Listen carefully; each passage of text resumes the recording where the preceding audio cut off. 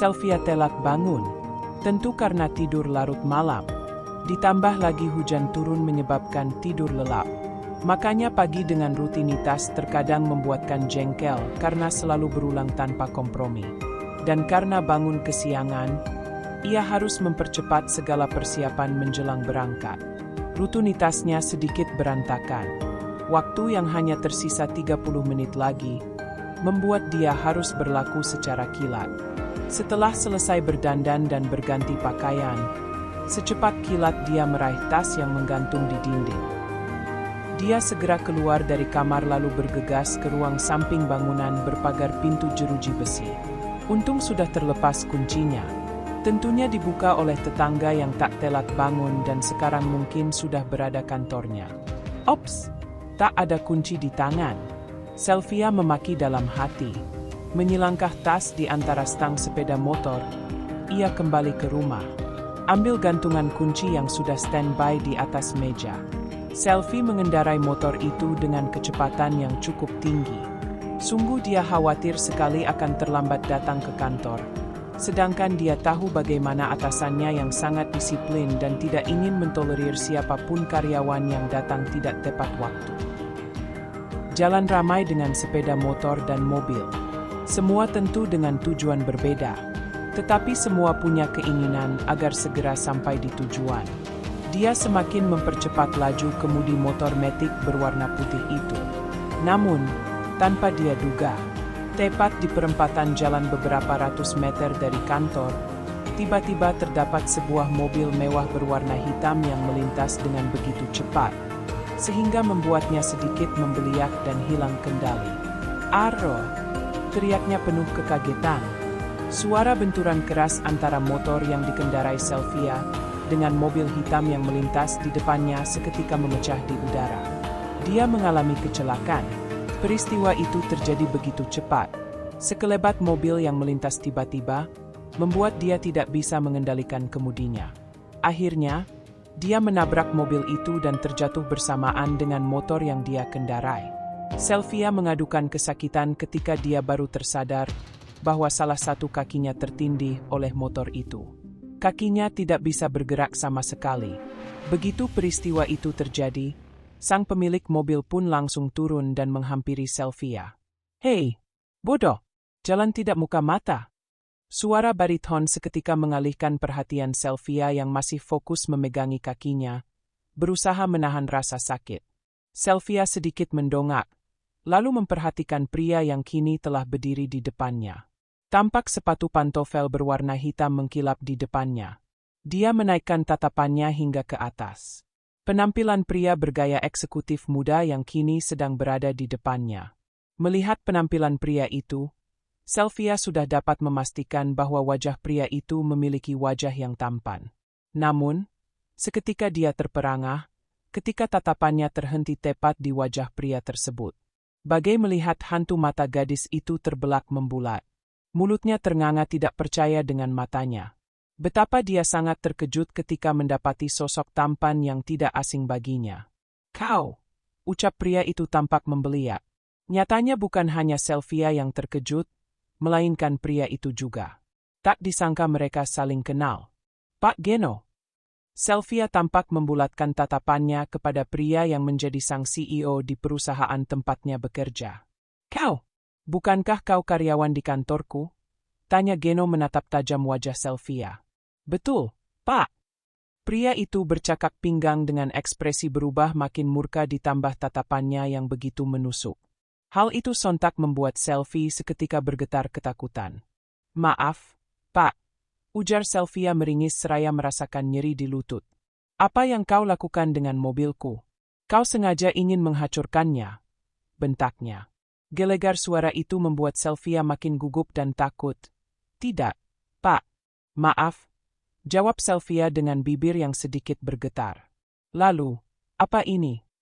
Lukas menunjuk bagian yang penyok pada mobil miliknya, seolah-olah ingin membuat Sylvia tersadar akan kerusakan pada mobil mewah itu. Sylvia yang memang sedari awal tidak memperhatikan mobil karena pandangannya tersita pada sepeda motor, lagi-lagi dibuat terperangah. Benar saja, bagian samping mobil mewah mengalami kerusakan. Sylvia seakan tidak percaya. Kenapa separah itu? Tanyanya dalam hati. Belum selesai Sylvia dengan keheanannya, tiba-tiba Geno kembali bersuara. Kau lihat? Apa yang sudah kau lakukan? Suara lantang yang keluar dari mulut Geno sontak membuat Sylvia mengalihkan perhatiannya kembali ke arah pria beremus itu. Namun, baru saja Sylvia akan membuka mulut untuk mengatakan sesuatu, tiba-tiba kakinya makin terasa sakit. Au! Pekitnya seraya memperkuat pegangan tangan pada kaki kanannya. Seketika Geno membuang muka ke sembarang arah saat melihat aksi yang terlalu klasik untuk mengalihkan persoalan. Dia pikir Sylvia sengaja mengalihkan perhatiannya agar wanita itu bisa menghindar dari segala tuntutan atas kerusakan mobil itu. Itulah alasan kenapa dia tetap membiarkan gadis itu merintih kesakitan dalam waktu cukup lama. Makin lama dia makin tidak tega melihat Sylvia yang terus-menerus merintih merasakan sakit. Siapa sangka, hal itu ternyata berhasil membuat hatinya tergugah. Menyusahkan saja. Geno langsung mengangkat motor yang menimpa kaki Sylvia. Setidaknya dia masih memiliki hati nurani, sehingga bersedia menolong wanita yang sudah menghancurkan mobil mewah miliknya. Terima kasih, Pak. Sylvia berusaha bangkit, meskipun sedikit kesulitan karena rasa sakit yang belum sepenuhnya hilang. Kendati pun begitu, dia tetap berusaha melakukan hal itu dengan baik, tanpa bantuan. Lagi pula, Geno pun tidak menawarkan bantuan kepadanya. Kini Sylvia sudah berdiri di depan Geno. Sylvia tidak berani mengangkat kepala. Jadi, bagaimana dengan mobilku? Tanya Geno membuatnya tidak jadi melihat lutut yang lecet. Kalau ditanya harus bagaimana, Sylvia sendiri tidak tahu jawabannya. Apa yang harus dia lakukan dengan mobil yang sudah mengalami kerusakan separah itu? Kalaupun mobil itu harus dibawa ke bengkel, dia tidak yakin bisa membayar biaya servisnya yang mungkin di atas gajinya sebulan. Sylvia kenal siapa Geno. Mesti tidak kenal dekat. Kenal bahwa dia adalah orang pertama di perusahaan tempat ia mengantungkan kehidupan 2 tahun belakangan. Tapi sungguhnya ia tidak percaya dengan sikap pria itu pada dirinya selaku karyawan di kantor. Lagi pula, ia juga tidak merasa sebagai pelaku dari tabrakan yang barusan terjadi. Bisa jadi mobil berada dalam posisi yang salah. Maaf, Pak. Saya tak mungkin membiayai. Kau pikir aku yang salah? Sylvia tidak mampu memikirkan dari mana dia mendapatkan uang untuk perbaikan mobil itu. Bahkan, jika dia membayar dengan uang gajinya selama 1 bulan pun, itu mungkin tidak akan cukup. Maaf, Pak. Saya tidak sengaja. Ujar Sylvia kemudian seraya berharap melunakkan hari Geno. Apa? Maaf, bentak Geno. Apa kau pikir mobil ini akan kembali seperti semula dengan kau hanya meminta maaf? Geno menatap dan tampak benar-benar sangat marah. Sylvia menaikkan wajah. Lalu, apa yang harus saya lakukan? Tentu saja kau harus ganti rugi kerusakan mobilku, tegas Geno. Maaf, saya tak punya uang. Tapi, maaf, jika saya boleh tahu, ujarnya gugup. Berapa banyak saya harus mengganti kerusakan mobil itu? Sylvia memberanikan diri untuk bertanya. 100 juta, jawab Geno yang sontak membuat Sylvia bagai disambar petir. Sylvia tidak paham tentang mobil, apalagi tentang merek dan harganya. Namun ia sangat mengerti kalau mobil yang dipakai seorang CEO bukanlah mobil biasa. Pasti mobil mewah atau mungkin super mewah. Maaf, Pak. Sepertinya saya tidak mampu jika harus membayar sebanyak itu. Jawab Sylvia berkata jujur. Dia berharap Lukas masih memiliki hati nurani untuk membebaskan dirinya dari situasi ini. Kepala Sylvia bagai berputar-putar seperti gasing. Dari mana mendapatkan uang sebanyak itu? Dengan gaji yang diterimanya sekarang perlu bertahun-tahun uang mengumpulkannya. Dalam kondisi sekarang, jangankan untuk mengumpulkannya untuk membiaya kehidupan sehari-hari saja seringkali tidak bersisa. Bagaimana mungkin mendapatkannya? Sylvia mulai khawatir dengan nasibnya sendiri dan juga nasib keluarganya. Tujuannya datang ke kota adalah untuk mencari uang banyak agar bisa melunasi utang almarhum, ayahnya yang sangat besar. Sungguh dia dibuat frustrasi dengan situasi sulit yang tengah dihadapinya. Gajimu akan kupotong selama 2 tahun, tegas Geno yang membuat Sylvia terbelalak. Potong gaji? 2 tahun? Sungguh itu bukanlah waktu yang sangat singkat baginya. Lalu bagaimana dengan kehidupannya?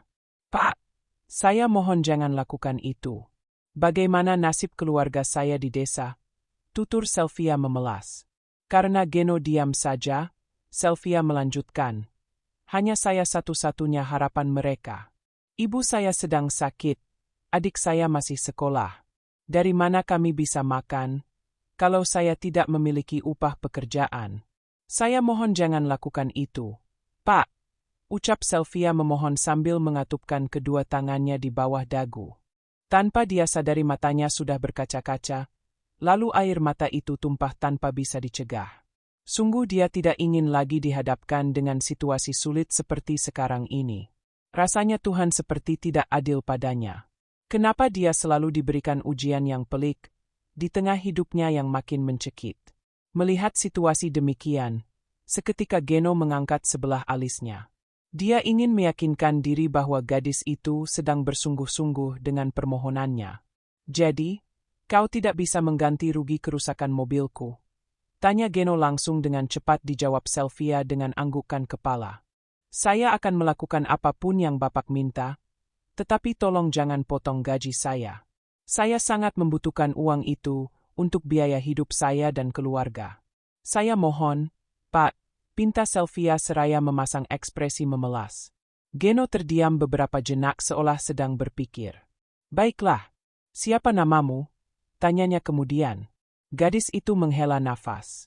Kepalanya terasa sedikit ringan. Sylvia, Pak, jawabnya cepat. Sylvia mengira setelahnya persoalan kecelakaan akan segera selesai dengan kesepakatan tertentu. Apapun asal tidak dengan uang ia pasti mau. Ternyata tidak demikian. Terlihat dari pandangan mata Geno yang menyergap lamban dari kepala hingga ke kakinya. Kalau kau memang tidak bisa mengganti rugi, kau harus melakukan satu hal untukku. Ucapnya membingungkan. Apa itu? Pak, saya berjanji akan melakukannya. Balas Sylvia sedikit antusias. Menikahlah denganku. Sylvia benar-benar disambar petir. Tapi tidak ada hujan saat itu. Jadi, ia benar-benar rasa kaget yang luar biasa. Sedetik kemudian, Sylvia merasa salah dengan pendengarannya. Jangan-jangan telinga lagi hang. Apa? Sylvia tampak membulatkan tatapannya hingga bola matanya nyaris keluar. Apa saya tidak salah dengar? Tanyanya yang masih tidak percaya dengan apa yang baru saja ia dengar langsung dari mulut pimpinannya. Geno kembali memandangi dengan pandangan yang sulit diartikan. Sylvia menggeleng dalam diam. Tidak, Pak Geno pasti sedang bercanda. Dia tidak mungkin tiba-tiba mengajakku untuk menikah dengannya. Sungguh itu hanyalah mimpi di siang bolong. Gumamnya dalam hati. Ya, menikah. Sylvia memastikan ia tidak salah dengar. Juga dipastikan ia tidak sedang berhalu. Tapi bagaimana mungkin kalimat itu keluar dari seorang CEO?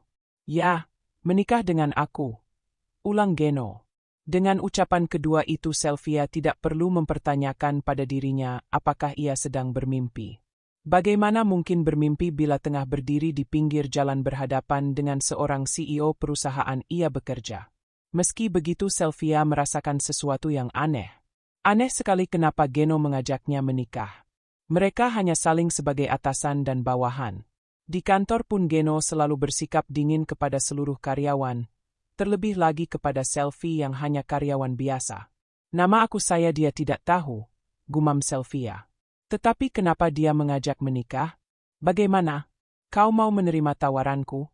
Suara Geno lebih melunak, tidak lagi lantang dan kaku sebagaimana lazimnya. Sylvia ingin berpikir. Tentu tidak bisa menjawab dengan segera, apalagi hal diungkapkan dalam waktu yang mendadak dan tidak pada saat yang tepat. Maaf, saya tidak bisa. Jawab itu yang kemudian meluncur dari mulut Sylvia. Pernikahan baginya bukan sesuatu yang simpel dan bisa diputuskan buru-buru. Bagi Sylvia, Pernikahan adalah sesuatu yang sakral dan harus dilakukan oleh kedua insan yang saling mencintai. Bagaimana mungkin dia menerima tawaran Geno? Mendengar jawaban Sylvia, seketika Geno kembali pada jati dirinya. Cepat naik darah. Bagaimana mungkin karyawan biasa seperti Sylvia berani menolaknya? Oke, itu artinya kau bersedia untuk mengganti rugi kerusakan mobilku. Ketus Geno.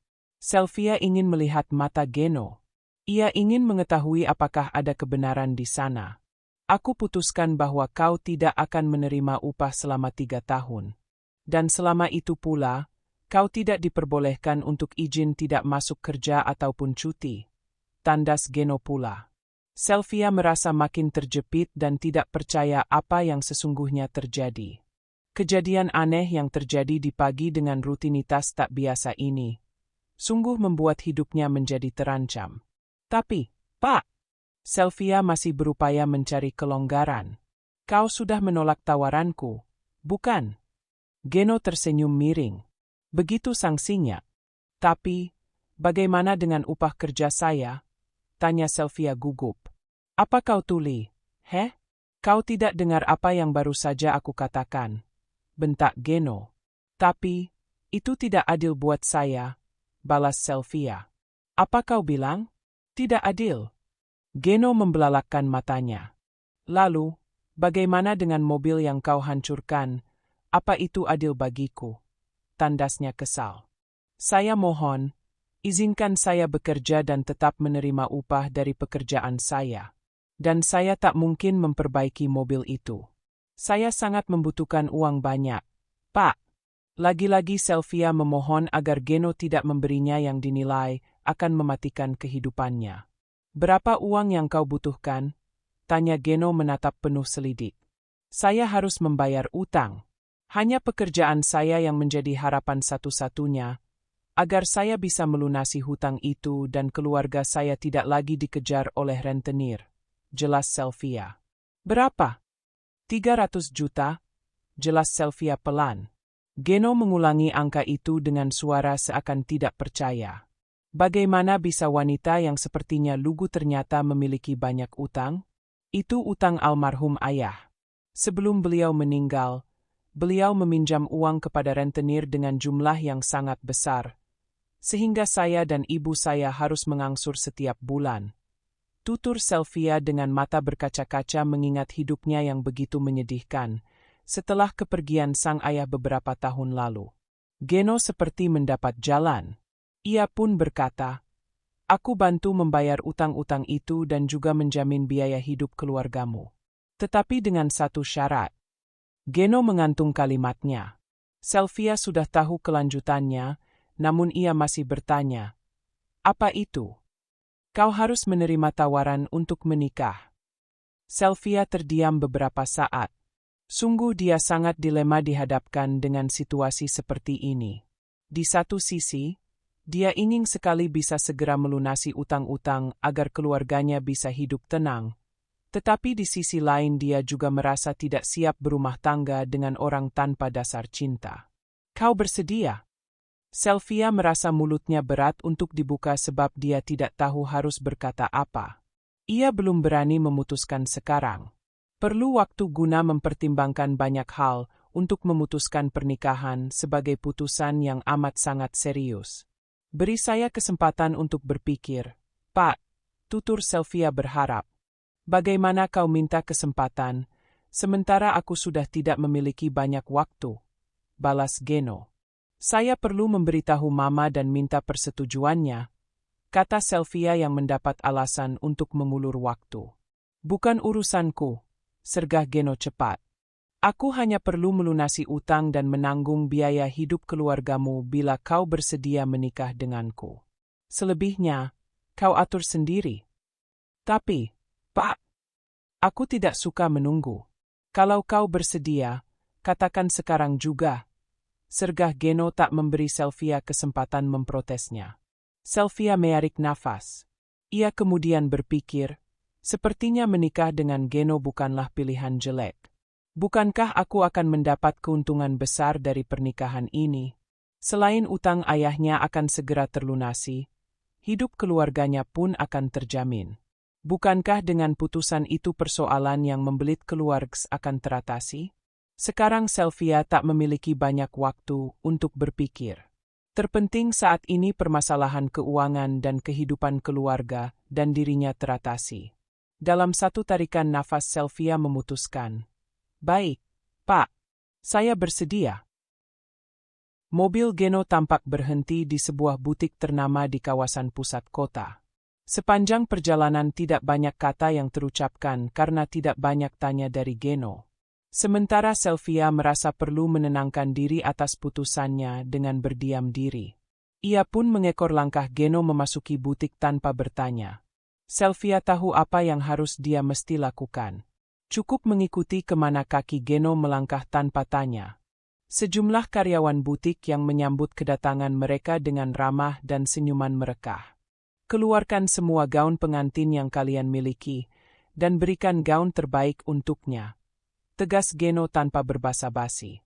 Semua karyawan butik seakan-akan sudah mengerti dengan perintah Geno, lalu segera melakukan apa yang seharusnya mereka lakukan. Sementara itu, sibuk dengan ponselnya sambil duduk bersandar di atas sofa yang sengaja didesain rapi di ruang tunggu. Karyawan butik mulai sibuk mencari gaun pengantin terbaik yang sudah tersedia di butik. Sementara satu orang karyawati tampak membantu Sylvia mengganti fitting gaun pengantin satu persatu. "Bagaimana, Pak?" tanya seorang karyawati seraya menunjukkan Sylvia yang sudah memakai salah satu gaun yang mereka pilihkan. Geno mengangkat kepala dari layar ponsel lalu menggeleng. "Cari yang lain," tegasnya seraya kembali memandangi peralatan komunikasi di tangannya. "Ganti," titahnya kemudian setelah karyawati butik memperlihatkan gaun yang baru dikenakan Sylvia. Entah sudah gaun keberapa yang Sylvia coba, tetapi tidak ada satu pun yang sesuai dengan pilihan Geno. "Apa hanya ini gaun yang kalian miliki?" Sebuah pertanyaan yang cukup membuat karyawan yang ada di butik itu menciut. Sikap Geno kali ini membuat manajer butik yang ikut turun. "Sebenarnya ada gaun rancangan terbaru, tetapi..." "Bawa ke sini dan berikan untuknya," potong Geno tanpa memberi kesempatan manajer itu untuk menjelaskan lebih lanjut tentang gaun itu. "Tapi, Pak, gaun pengantin itu adalah pesanan salah satu pelanggan di butik kami dan akan dia pakai untuk pesta pernikahannya," jelas si manajer. "Saya akan membayar 5 kali lipat dari harga yang kalian berikan kepada pelanggan kalian," kata tanpa memindahkan pandangan dari HP. Seketika manajer dan para karyawannya saling beradu pandang mendengar ucapan Geno yang begitu mengejutkan. Tak terkecuali Sylvia. Ya, tentu mereka sangat terkejut dengan tawaran harga gaun yang sangat fantastis. "Kalian tidak tahu siapa saya?" tanya Geno tampak membulatkan tatapannya. Tentu saja mereka semua tahu siapa Genoa. Pemilik grup perusahaan perkebunan kelapa sawit terbesar di Indonesia yang punya kebun di semua provinsi. Wajah dan namanya yang sering muncul di media massa, mana mungkin mereka tidak mengetahui pria punya rahang tegas itu. Melihat tatapan Geno, manajer minta karyawan segera mengambilkan gaun pengantin yang dimaksud, lalu menunjukkan langsung kepada Geno.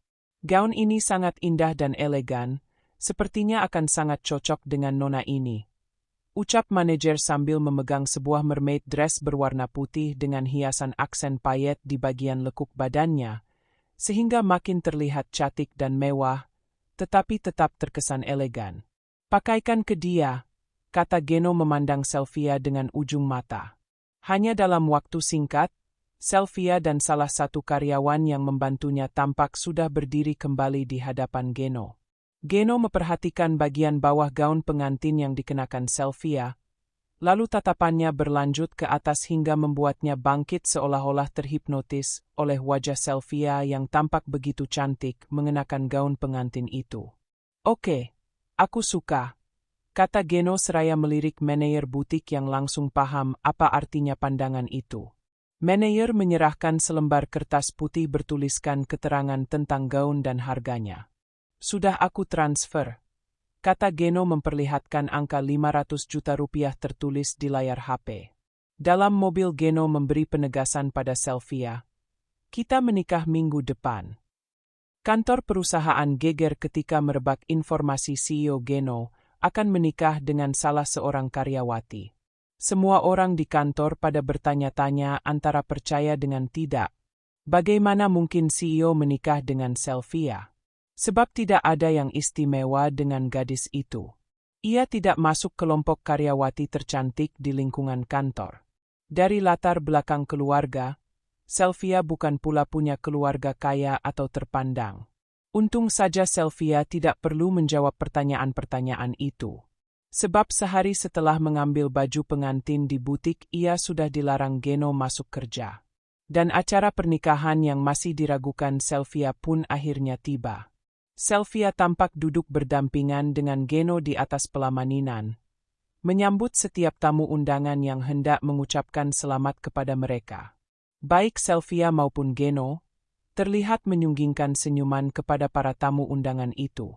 Namun, dari senyuman itu tergambar jelas bahwa ada rasa terpaksa, bukan karena bahagia. Ya, betul. Bagaimana mungkin mereka bahagia jika pernikahan mereka saja tanpa didasari rasa cinta? Bukankah sejatinya cinta itu adalah faktor utama untuk membangun sebuah keluarga? Akan tetapi, nyatanya mereka tidak, karena bukan itulah tujuan mereka. Pernikahan satu kali seumur hidup yang selama ini sangat diimpikan oleh Sylvia. Pada akhirnya, itu tidak akan pernah menjadi kenyataan. Sebab, inilah pernikahan pertamanya. Tuhan, seburuk inikah nasibku? Di saat orang lain bisa menikah dengan orang yang mereka cintai, kenapa aku tidak? Bisik Sylvia dalam hati. Tak henti-hentinya Sylvia merutuki nasibnya sendiri. Dia masih tidak percaya bahwa akan merasakan menikah dengan atasannya itu. Entah nasibnya akan seperti apa setelah ini. Apakah makin lebih baik, atau justru sebaliknya? Berikan senyuman yang manis kepada mereka. Jangan membuatku malu karena sikapmu itu, bisik Geno ketika Sylvia mulai lelah dengan senyuman palsunya. Baik, Pak, jawab Sylvia gugup. Sekali lagi tidak menuruti perintahku, kau akan tahu akibatnya, tegas Geno memberikan ancaman. Sylvia pun terpaksa menarik kembali kedua sudut bibirnya membentuk senyuman. Beruntung acara pernikahan itu tidak diekspos ke media massa, sehingga kemungkinan besar tidak banyak orang luar mendengar kabar pernikahan itu secepatnya. Ya, Geno memang sengaja menghindari media massa, sehingga dia tidak memberikan izin kepada siapapun yang berniat meliput acaranya tersebut. Bahkan, dia menyediakan pengawasan yang sangat ketat untuk hal itu. Para karyawan dan rekan kerja di kantor tentu tidak punya kesempatan untuk bertanya-tanya setelah melihat ia duduk berdampingan dengan Geno. Rasa penasaran mereka terhimpit oleh senyum memberikan ucapan selamat. Pernikahan dan pesta tanpa kehadiran orang mereka. Ibu Sylvia dan keluarganya tidak datang karena memang dilarang oleh Geno. Meski Sylvia tidak setuju dengan larangan Geno yang dinilai tidak masuk akal, namun ia bisa memaklumi karena orang tua Geno juga tidak hadir. Kemudian Sylvia tahu alasan sesungguhnya bahwa ternyata kedua orang Geno sudah meninggal. Mereka meninggal dalam kecelakaan pesawat terbang dan itu terjadi jauh sebelum ia bekerja di perusahaan Geno. Hanya seorang pria tua berumur sekitar 60 tahun hadir dari keluarga Geno. Pria tampak bahagia. Ia menyambut tamu dan menyalami mereka dengan penuh senyuman. Kalian memang pasangan yang serasi, kata pria tua itu begitu Sylvia dan Geno duduk di pelaminan. Belakangan Sylvia tahu orang tua itu adalah kakek Reno, ayah dari mamanya. Kakek Gan, begitu Geno memanggilnya.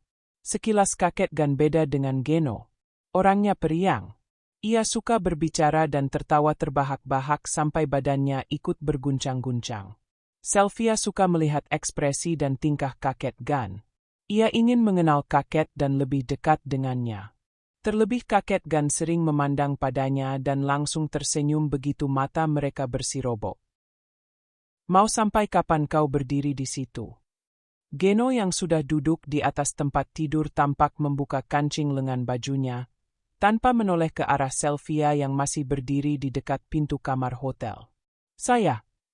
Sylvia bergumam ragu memandang dirinya. Ia masih berpakaian pengantin tapi bukan gaun panjang. Sylvia belum sepenuhnya percaya dengan jam demi jam yang sudah dilalui semenjak pagi. Dan kini saat berduaan dalam kamar hotel yang mewah dengan Geno yang sudah resmi menjadi suaminya, ia masih bimbang. Kenapa kejadian-kejadian yang tidak masuk penalaran itu terjadi dan berhubungan dalam rentang waktu yang begitu pendek? Tetapi hal itu mengubah semua. Sylvia duduk di kursi Jepara kecil di pinggir jendela. Ia dapat melihat Geno tidur di ranjang dari pantulan cermin panjang yang melekat di dinding. Kenapa masih berpikiran tentang apa yang sudah dilalui? Kenapa tidak menjalani saja apa yang tengah berlangsung? Kenapa tidak merencanakan apa yang akan dijalani ke depan? Ya, aku sekarang sudah menjadi istri seorang CEO. Mestinya aku berlaku sebagai seorang istri. Pikiran-pikiran itu membuat Sylvia lebih tenang. Perlahan Sylvia bangkit. Ia beranjak ke ruangan sebelah. Tidak tanggung-tanggung, mereka menginap di salah satu kamar termahal di hotel, yakni kelas suite. Mewah dan punya sejumlah ruangan dengan berbagai fasilitasnya. Sejenak Sylvia ragu mesti pakaian apa yang dikenakan sebagai seorang pengantin baru. Tidak ada pemahamannya tentang itu dan ia pun tidak mempersiapkan apa. Hanya pakaian yang diberikan Geno yang ada di kamar hotel. Saat mendapatkan piyama berbunga warna keemasan tergantung dalam lemari, Sylvia segera mengenakannya. Usai mematut diri di cermin, ia merasa kepalanya ringan. Aku mesti menjalani peran sebagai istri dan malam ini sebagai pengantin baru. Malam pertama, gumamnya sambil menyimpan senyum. Sylvia melangkah ke ruang sebelah dengan berdebar. Ia sudah mempersiapkan diri luar dalam. Namun langkahnya terhenti. Senyum yang tersimpan dalam mulutnya lesap segera melihat spring bed kosong. Tidak ada Geno di sana. Mungkin dia keluar atau kemana, pikir Sylvia menerus lengkah ke kursi Jepara bulat. Ia duduk seraya melemparkan pandangan ke luar jendela kaca. Di luar lampu kota terlihat bagai kotak-kotak terang dengan beragam kilauan cahaya. Jakarta masih menyala. Sampai matanya lelah menelusuri, lampu-lampu tetap terang dan tidak berpindah. Sylvia yang pindah. Selfie duduk di meja rias, menatap pantulan dirinya dari cermin yang berukuran cukup besar. Dia terdiam beberapa saat, mengamati wajahnya yang tampak lelah. Cukup lama Sylvia berdiam diri di depan cermin. Dia mulai membersihkan tempelan make-up yang melumuri segenap wajah dan mata. Ia terkejut ketika mendapatkan sesosok tubuh dalam cermin. Ternyata Geno adalah kamar. Ia hanya mengenakan handuk sehabis mandi. Geno diam di belakang seperti tahu Sylvia memandanginya dalam kaca. Geno bertelanjang dada, memperlihatkan tubuhnya yang six-pack. Ia seperti memamerkan badan seraya menggosok rambut dengan handuk kecil. Apa yang kau lihat? Kenapa kau begitu terkejut? Ujar Geno dari belakang. Sylvia membalikkan kepala. Ia mencoba melemparkan sekilas senyum. Ia melihat dengan sepenuh mata sesosok pria. Tubuh kekar dengan dada bidang. Perutnya rata dengan sedikit lekukan yang tegas. Sejujurnya, ini adalah pengalaman pertamanya melihat pria bertelanjang dada di dalam kamar. Itulah mengapa dia sangat terkejut ketika melihat Geno memakai handuk yang menutup bagian pinggang sampai lututnya. Sylvia berdiri mendekati Geno. Mau pakai baju yang mana? Tanyanya dengan maksud mengambilkan pakaian untuk Geno di ruangan sebelah. Aku sendiri ambil, kata Geno sambil melangkahkan kaki. Sylvia tergugu. Geno masih kasar dan tidak peduli. Upaya kebaikan kecil yang mau dilakukannya masih mendapatkan tanggapan egois. Geno tampak memakai kaos polos berwarna putih yang dipadu-padankan dengan celana pendek berwarna hitam. Setelah selesai, dia kembali membalikkan badan, duduk di kursi samping spring bed. Sylvia mengambil handuk yang dilempar Geno ke atas ranjang. Tiba-tiba ia mendapat pikiran melepaskan diri dari kekakuan. Aku mandi ya, ujarnya. Geno tidak mengangkat wajah dari layar HP di atas meja. Tanpa mengulang pemberitahuan atau minta izin, Sylvia mengambil handuk lalu masuk ke kamar mandi. Dengan sesegaranya Sylvia membersihkan badan yang semenjak terasa basah oleh keringat. Melepaskan tempelan semua make-up yang menempel dan membilas tubuh dengan sabun cair. Ia tak mau memancing kemarahan lagi dengan berlama di dalam. Dengan selembar handul putih melilit setengah tubuh ia keluar kamar mandi. Sesungguhnya ia ingin memamerkan apa yang ia punya pada Geno. Ia yakin mata pria itu akan tertahan melihatnya. Namun Geno duduk di kamar tidur yang berpisah ruang dengan lemari pakaian.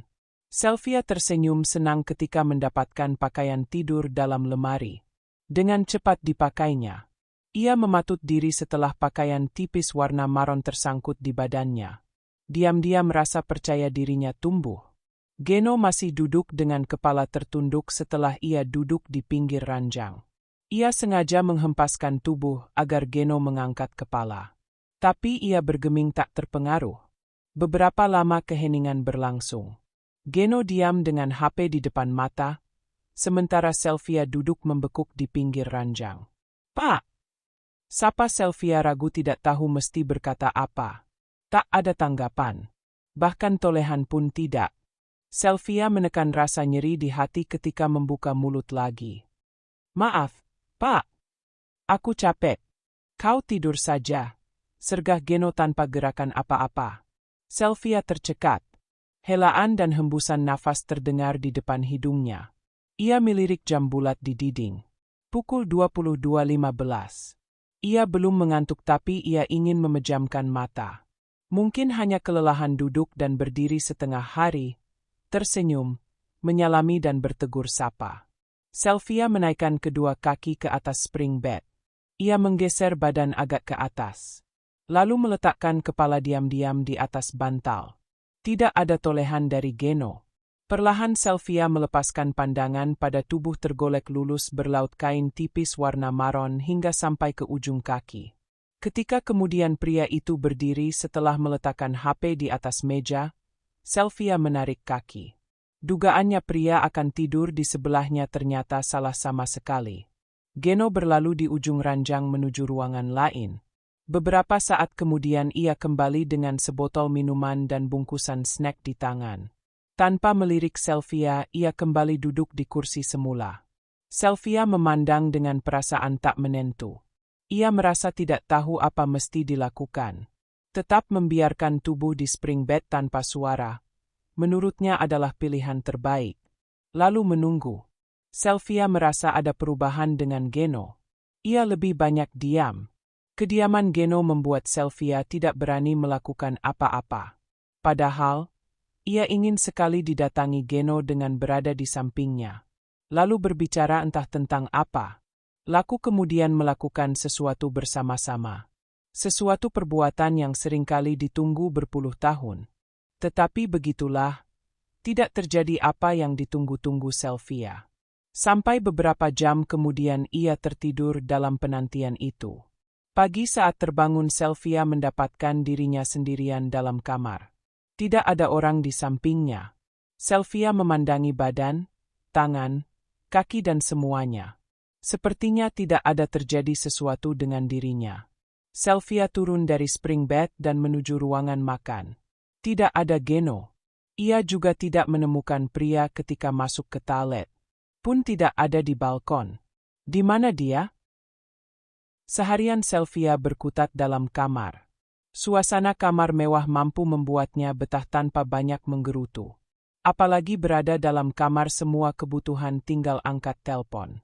Lebih dari itu ia pun merasa lebih nyaman berada di kamar ketimbang keluar melakukan kegiatan yang tidak jelas.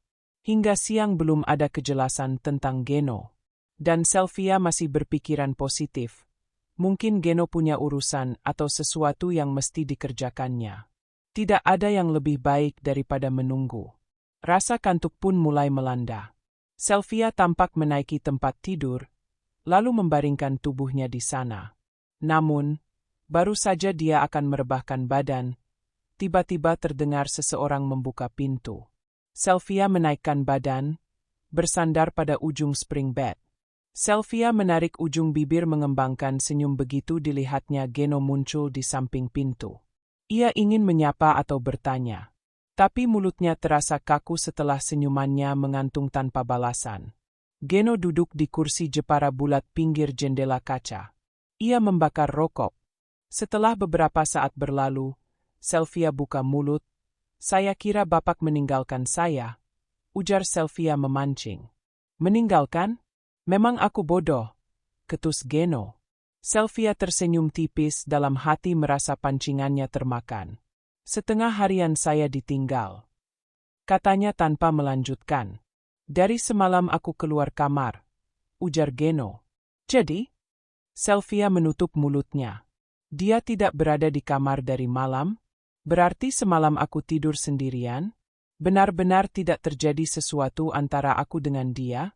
Sylvia turun dari spring bed dan berjalan mendekati Geno. Berdiri kaku di belakang pria ia itu.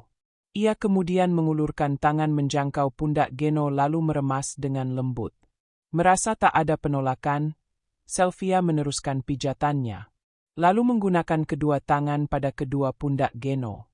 Kediaman Geno memberanikan Sylvia mendekatkan badannya bersentuhan dengan pundak pria yang sudah resmi menjadi suaminya. Ini sentuhan pertama di antara mereka. Geno seperti menikmati pijatan itu.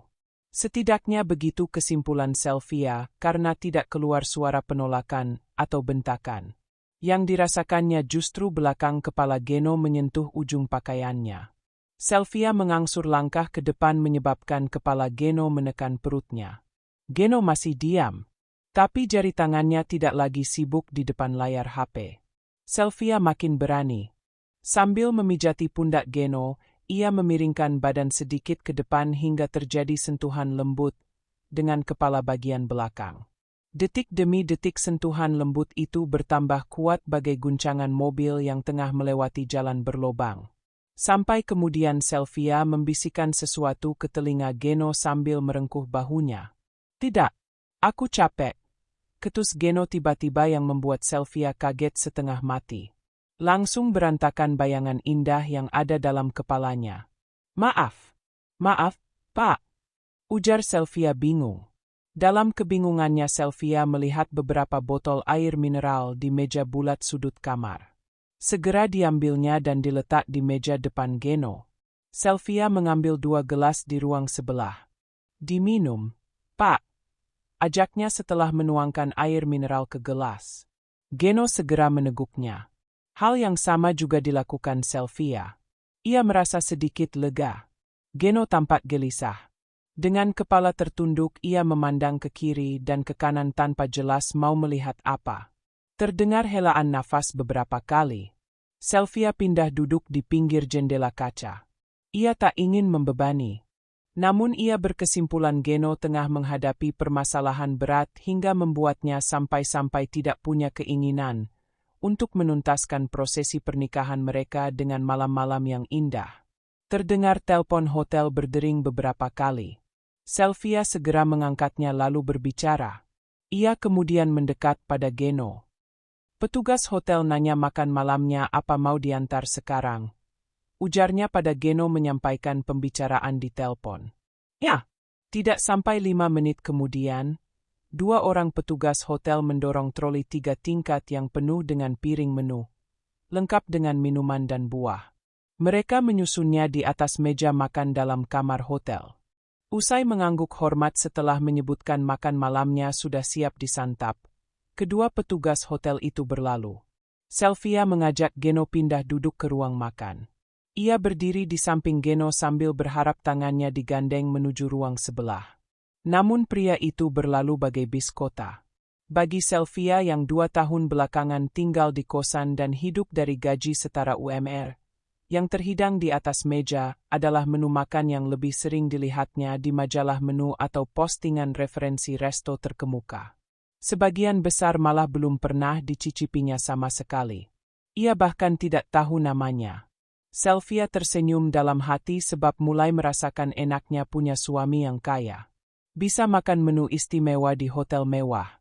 Sesuatu yang selama ini tidak pernah ada dalam mimpinya. Sayangnya, santapan menu luar biasa itu berjalan tanpa kata-kata pula. Tidak satu kata pun keluar dari mulut Geno. Mungkin ia menikmatinya. Sylvia mencoba maklum. Usai makan dan setelah petugas hotel datang membereskan semuanya, Sylvia mengikuti langkah Geno ke ruang tidur. Geno duduk dekat jendela lalu membakar rokok. dan Sylvia sangat alergi asap rokok. Namun ia tetap bertahan duduk dalam posisi sama-sama di ujung meja dengan Geno. Ketika kemudian Sylvia merasakan matanya mengantuk dan melihat Geno beberapa kali menguap, kembali ia mengambil inisiatif mendekat. Ia kembali memainkan jurus pijatan pundak. Setelah beberapa kali pijatan ia langsung merangkul tangan Geno. "Istirahat, yuk," ujarnya pelan. Geno mengikuti ajakan Sylvia tanpa bicara.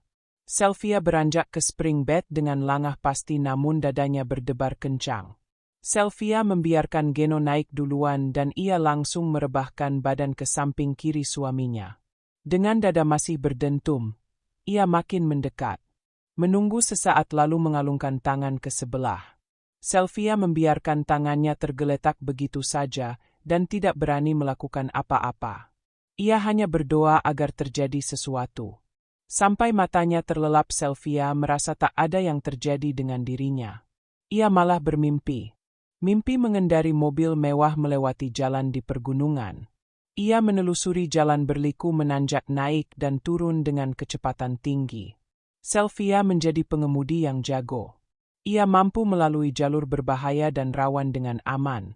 Memandangnya dari kejauhan yang tinggi, mobil yang dikendarai Sylvia terlihat seperti burung yang terbang di jalan hitam, dengan kerimbunan hutan menghijau di kedua sisinya.